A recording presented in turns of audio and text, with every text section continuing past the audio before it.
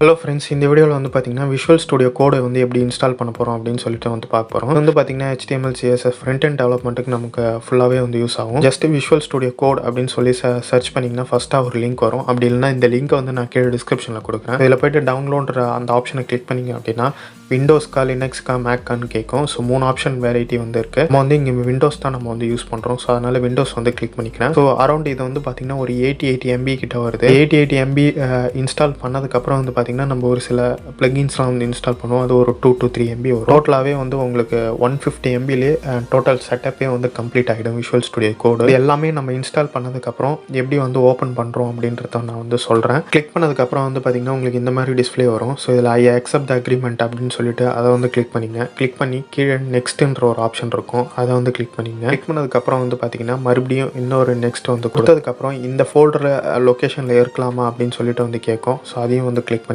அதுக்கப்புறம் கிரியேட் ஏ desktop icon அப்படின்னு சொல்லிட்டு இருக்கு பாருங்க. அதை வந்து கிளிக் பண்ணி நெக்ஸ்ட் வந்து கொடுத்துங்க.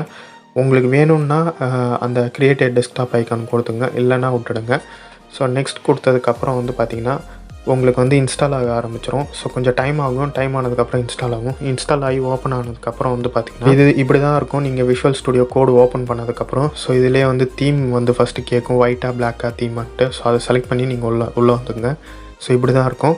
ஸோ இனிமேல் இதில் வந்து ஒர்க் பண்ண ஸ்டார்ட் பண்ணிடலாம். அவ்வளோதான் ஃப்ரெண்ட்ஸ், இந்த வீடியோ உங்களுக்கு ரொம்பவே யூஸ்ஃபுல்லாக இருந்திருக்கும்னு நம்புகிறேன். யூஸ்ஃபுல்லாக இருந்துச்சுன்னா மறக்காம நம்ம சேனலை சப்ஸ்கிரைப் பண்ணிவிட்டு இந்த வீடியோக்கு லைக் போட்டுருங்க. தேங்க்யூ ஃப்ரெண்ட்ஸ், பாய்.